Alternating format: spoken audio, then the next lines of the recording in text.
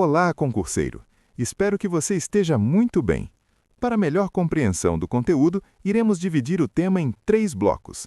No bloco 1, nós vamos conversar sobre o registro de pesquisas eleitorais, que é o ponto de partida para entender toda a lógica de controle e transparência nas eleições.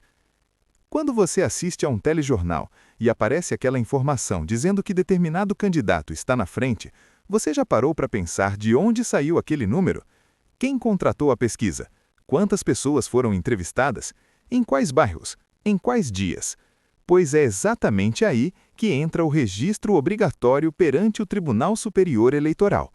Nenhuma pesquisa eleitoral pode ser divulgada sem que antes tenha sido registrada na Justiça Eleitoral. E isso não é mera formalidade, é uma exigência legal que garante transparência e controle. No momento do registro, devem constar informações como quem contratou a pesquisa, qual empresa executou o levantamento, qual foi a metodologia utilizada, o tamanho da amostra, o período de coleta e a margem de erro. Imagine uma situação simples do dia a dia. Você quer comprar um produto pela internet. Antes de fechar a compra, você olha as avaliações, verifica a reputação da loja, confere se há informações claras. Com pesquisa eleitoral é parecido. O eleitor precisa saber de onde vêm os dados para confiar neles.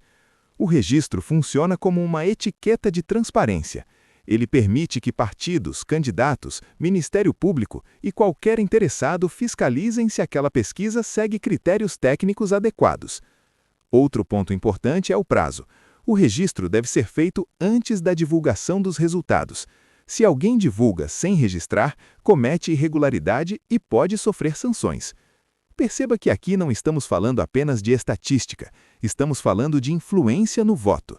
Uma pesquisa pode impactar a percepção do eleitor, pode criar a sensação de vitória iminente ou de derrota certa. Por isso, o controle começa já no registro. Guarde bem essa ideia. Registro é condição para divulgação. Sem registro, não há legalidade. No próximo bloco, vamos avançar para entender como essas pesquisas podem ser divulgadas e quais são os limites impostos pela legislação. Bloco 2. Agora que você já compreendeu a importância do registro, vamos falar sobre a divulgação e a publicidade das pesquisas eleitorais. Não basta registrar corretamente, a divulgação também precisa seguir regras. E aqui eu te faço uma pergunta. Você confiaria em uma informação divulgada pela metade? Claro que não. Quando uma pesquisa é publicada, ela deve trazer dados completos, número de entrevistados, período da coleta, margem de erro e quem contratou o levantamento. Isso evita manipulação. Pense em uma situação comum. Uma manchete diz que um candidato disparou nas pesquisas. Mas, ao olhar os dados completos, você percebe que a diferença está dentro da margem de erro. A interpretação muda completamente. A legislação eleitoral busca impedir justamente esse tipo de distorção. Não se pode apresentar os números de forma a induzir o eleitor ao erro. A divulgação deve ser fiel aos dados registrados. E aqui entra um ponto muito cobrado em prova: a responsabilidade por dados falsos. Se uma pesquisa for fraudada, manipulada ou divulgada com informações inverídicas, os responsáveis podem responder civil e criminalmente.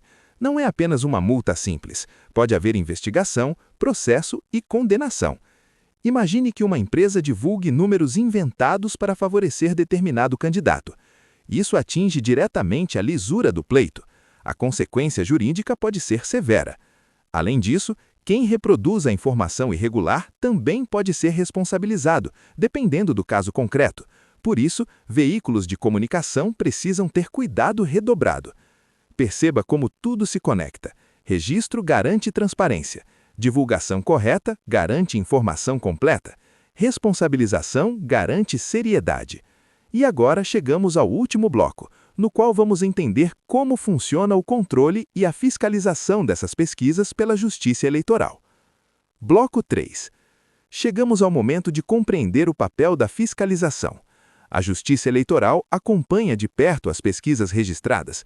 Ela pode analisar documentos, verificar metodologia e exigir esclarecimentos quando houver dúvidas sobre os dados apresentados. Isso significa que o controle não é apenas formal, ele é efetivo. Vamos imaginar um exemplo. surge uma pesquisa com resultado completamente fora do padrão das demais, com diferença muito expressiva. Isso pode gerar questionamentos. A Justiça Eleitoral pode exigir que a empresa apresente detalhadamente a metodologia utilizada. Essa fiscalização protege o eleitor. Sem ela, qualquer número poderia circular livremente, influenciando a opinião pública de maneira descontrolada. O controle também permite que partidos e candidatos impugnem pesquisas que considerem irregulares. Existe um mecanismo jurídico para questionamento. Isso fortalece o contraditório e a transparência. Perceba como o sistema é estruturado em camadas. Primeiro, exige-se o registro. Depois, impõe-se regras para divulgação. Em seguida, estabelece-se responsabilidade por irregularidades. E, por fim, garante-se fiscalização contínua. Tudo isso com um objetivo maior: preservar a legitimidade do processo eleitoral e assegurar que o eleitor decida com base em informações verdadeiras. Quando você estiver resolvendo questões de concurso, lembre-se dessa lógica. A pesquisa eleitoral não é proibida, ela é permitida, mas rigidamente regulamentada. E sempre que pensar no tema, associe as 4 ideias centrais que trabalhamos hoje: registro prévio, divulgação transparente, responsabilidade por falsidade, fiscalização efetiva. Com isso, você domina a estrutura jurídica das pesquisas eleitorais e ganha segurança para enfrentar qualquer questão sobre o assunto. Aqui terminamos mais um bloco. Até o próximo. Se gostou, inscreva-se, curta o vídeo e ative o sininho.